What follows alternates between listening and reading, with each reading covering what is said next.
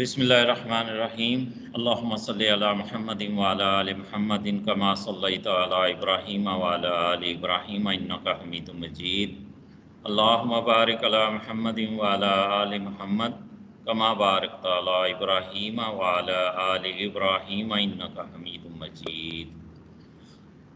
جی آغاز کرتے ہیں۔ آج ہماری تیسری حدیث ہے، خیرکم من تعلم القرآن وعلمہ، خیرکم تم میں سے بہتر، من تعلم القرآن جس نے قرآن کو سیکھا، وعلمہ اور اس نے اس کو سکھایا، یعنی کہ تم میں سے بہترین وہ ہے جس نے قرآن سیکھا اور اسے دوسروں کو سکھایا۔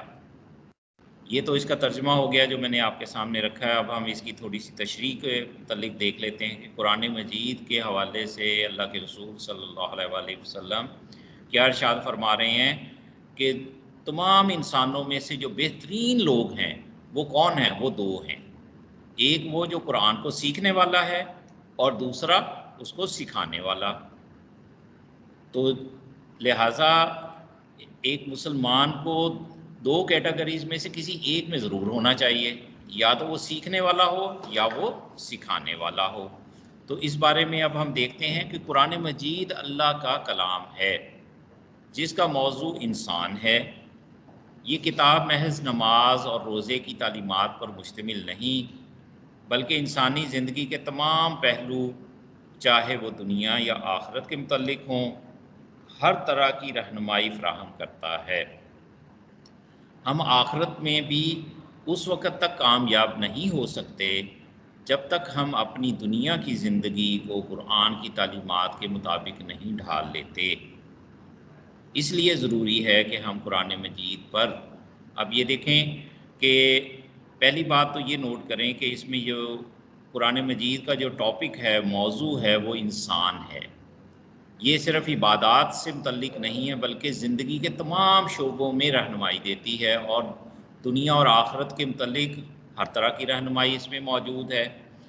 تو ہم آخرت میں بھی اس وقت تک کامیاب نہیں ہو سکتے جب تک کہ ہم اپنی دنیا کی زندگی کو قرآن کی تعلیمات کے مطابق نہیں ڈھال لیتے۔ تو اس میں یہ دیکھیں کہ زندگی کے پہلو کون سے ہیں۔ ایک انسان ہماری انفرادی زندگی ہے اور ایک اجتماعی زندگی ہے۔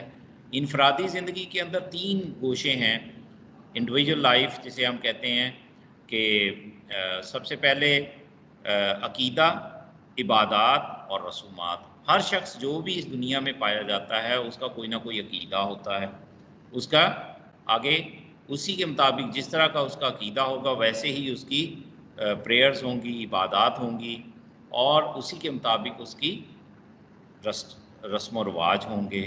ٹھیک ہے، عقیدہ، عبادات اور رسومات۔ اور اجتماعی زندگی میں یا کولیکٹیو لائف میں، اجتماعی زندگی میں تین پہلو ہیں، سیاسی زندگی ہے، معاشرتی زندگی ہے اور معاشی زندگی ہے، جس طرح پولیٹیکل سسٹم، اکنامک سسٹم اور سوشل سسٹم۔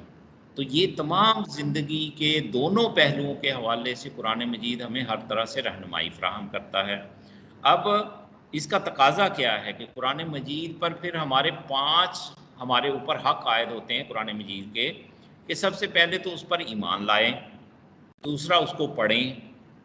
اب یہ دیکھیں، جس کو یقین ہوگا کہ یہ اللہ کا کلام ہے اور میں اسے مانتا ہوں اس بات کو، تو جب میرا یقین گہرائی اندر تک ہوگا تو پھر ہم اس کے ساتھ روزانہ کی بنیاد پر ہمارا تعلق ہوگا، ہم اسے پڑھیں گے۔ اب پڑھنا خالی ثواب کے لیے نہیں ہے بلکہ اس کا اگلا مرحلہ یہ ہے کہ اسے سمجھیں بھی کہ اللہ تعالیٰ نے ہماری ہدایت کے لیے کیا بات کہی ہے، کن چیزوں کو کہا ہے کہ یہ کرو، کن چیزوں سے منع کیا ہے کہ اس سے باز آ جاؤ۔ تو یہ سمجھنا، پہلے ہمیں سمجھ آئے گی تو پھر ہی ہم قرآن مجید کے مطابق، چوتھا پھر حق ہمارے اوپر ہے کہ عمل کریں اس کے مطابق۔ یہ اور پانچواں حق یہ نہیں ہے کہ بس اب ہم عمل کریں اور بس کافی ہے، نہیں، اسے دوسروں تک بھی پہنچائیں، جیسے کہ اللہ کے رسول صلی اللہ علیہ وسلم نے جب اللہ کے اس قرآن کے مطابق اس کا پورا نظام دنیا مکہ کی سرزمین میں نافذ اور قائم کر دیا تو پھر گواہی لی تھی کہ کیا میں نے تمہیں اللہ کا پیغام جو ہے وہ پہنچا دیا؟